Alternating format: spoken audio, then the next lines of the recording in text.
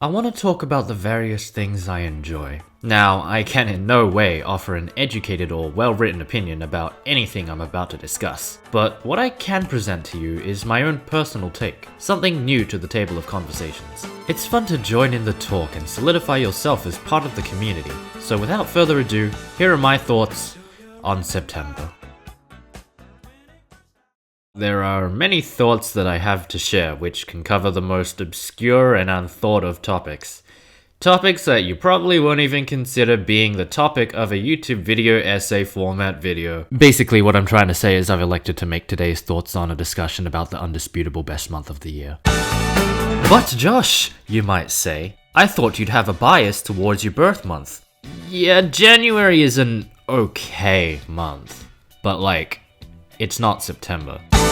You don't hear people writing songs about January, do you? Don't answer that. Besides, as someone not born in September, it means I can fully enjoy the month, free of that bias. That being said, I think I've developed a bias regardless. If I haven't already persuaded you, then I don't know what else I could possibly say. September is just the best month. It's the start of spring or fall, depending on which hemisphere you're in, and the weather picks back up into either nice and warm or nice and cool. It's the namesake of some of the best songs ever written, and the birth month of some super special holidays, both of which I've made sure to highlight over the course of this particular September. September for me in particular just carries that energy of the year is gonna end soon, and it's time to consider wrapping things up, preparing for what's to come during the next 3 months and beyond. September means a lot of things to many different people, and today, I want to talk about what makes it so significant to me. I've already dug myself into this hole of literally just talking about a month. Might as well commit. I want to discuss the various events I've highlighted this September a little bit more, and what these in particular mean to me. Today's thoughts on will take a different approach from the usual. Instead of 4 points that flow into each other and create a coherent beginning, middle, and end of the video, I have 1 point for every holiday I want to talk about. They're mostly points of internet and media culture that interest me greatly, and by talking about them today, I hope I can show you why I love them so much. Everyone's got their own contributions to write down in the history books, right? These are mine. It's a spectacular show of a diverse culture medley, based on 1 month of the year. First up, we have narcissism. Technically, it's more of a superiority complex. Born purely from being labeled Circled 9 in the manual for Touhou 9 Phantasmagoria of Flower View, September 9 has become a national holiday for all Touhou fans alike.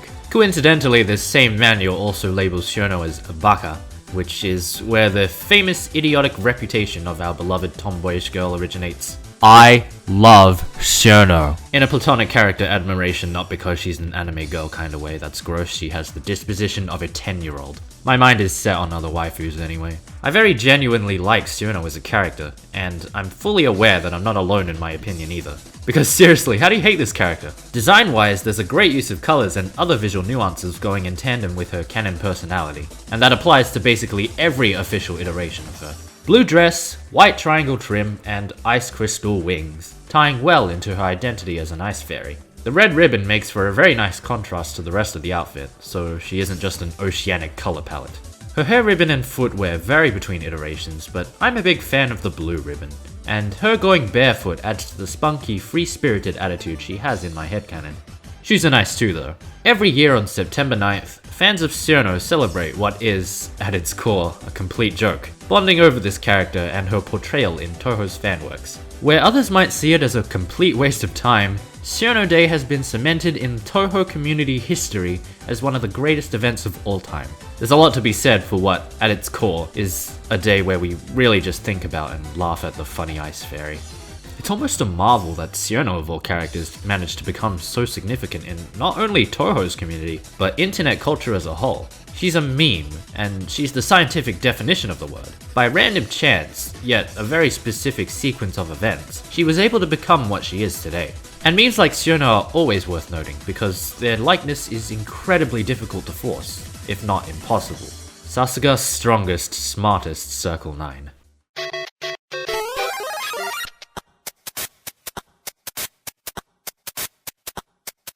The video game character who needs no introduction, and his origins lie here. Don't worry, I haven't forgotten about Donkey Kong, unlike a certain father company who's currently giving him the short end of the stick. But the historic namesake lies in Super Mario Bros. This game has been talked about to death, But for those who miraculously don't know what this game is all about, let me give a few brief points. Super Mario Bros. Was released on September 13th, 1985. That's the Japanese release date anyway, can't vouch for the rest of the world. The main theme, composed by musician Koji Kondo, is now arguably one of the most iconic music pieces in the world. There's no upper end to the amount of times we've heard of the song, and fans like myself have contributed our own arrangements of it to the mix. In fact, if you haven't listened to my most recent remix of the Super Mario Bros. Theme, you can do so on my second channel, link in the description. It's definitely just a normal remix of Super Mario Bros. And you definitely won't get debated. The game itself was released during a time when the video game industry was hitting an all-time low, thanks to a certain alien. Long story short, Super Mario Bros. Single-handedly saved the industry and propelled it to new levels, with Mario defining the core of video games for the next 20 years. So that's the reason we as average video game enjoyers consider it a big deal. I'd give him his own thoughts on video, but a bajillion other creators on this platform have kind of already discussed the heck out of Super Mario. What more is there to say about Mr. Video Game himself? Anything I have feels a little obsolete, I'm not gonna lie. So instead, I'm gonna say this. Mario was the product of a man striving to make his dreams a reality. Now he's the most iconic name on the planet. Follow your dreams. It's corny as all hell, but there's some trustworthy value to it. Speaking of,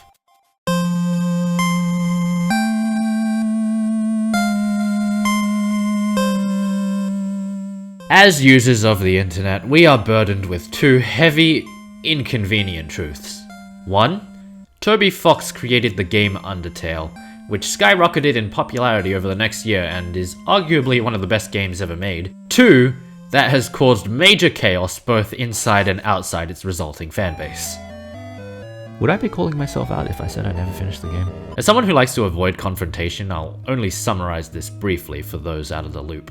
Undertale's fanbase is extremely cringeworthy and the source of fan canon ranging from overly edgy to just plain gross. My idea of this whole thing is admittedly fairly outdated, so things may hopefully be different now. Safest bet, however, is still just to not look too far into it. Don't get me wrong, there are some really cool and well-made Undertale fanworks out there, but they're really a fraction of all the fanworks made.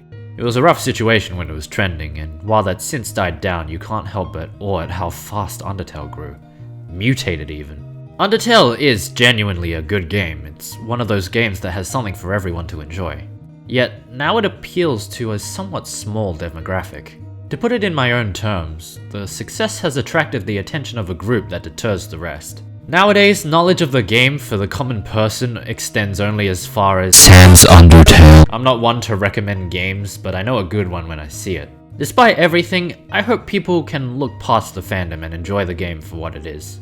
I really do often lose myself being in awe at the nature of these things, and honestly, I think I'm justified in doing so. You can't deny that they've all made history of their own in some way.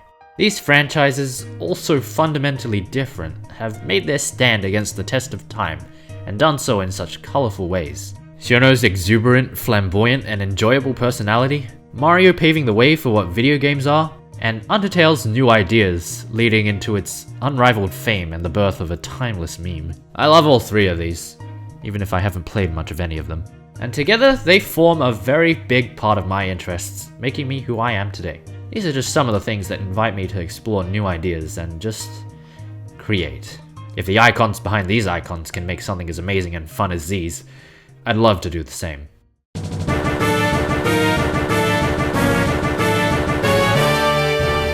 Creatures Inc. started a chain of events that led to what is basically the entire second half of this channel. Okay, so it's mostly video game culture so far, but who's gonna hold that against me? I'm a gamer. Pokemon Black and White released September 18th, 2010, and it marks the beginning of the 5th generation of Pokemon. I have not played either of them, nor have I played the sequels. Don't get me wrong, I love Pokemon, but after playing a Pokemon game for about 30 hours, my attention does start to fade a little. Maybe it's not my sort of game. Actually, when it comes to RPGs in general, I'm there for the characters more than anything else. And when it comes to Pokemon, there's about 898 characters to choose from. Absolute field trip. So yeah, I don't actually have much to celebrate personally about Black and White. But they are responsible for the addition of the mythical Pokemon Meloetta to the multimedia franchise. And now you can probably see where this is going. Meloetta is cool.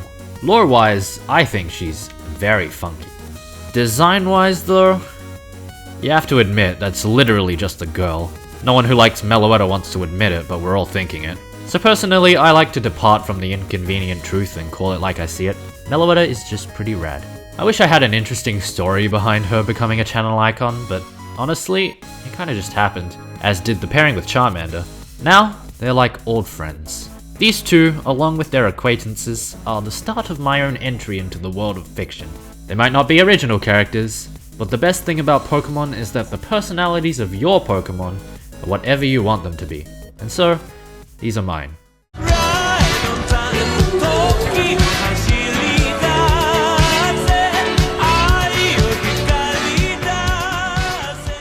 On September 19th, 1980, a Japanese musician by the name of Tatsuro Yamashita released Right on Time, the album, featuring very groovy songs, such as the album's namesake Right on Time, Someday, Silent Screamer, and more. And that's just the A-side of the vinyl record.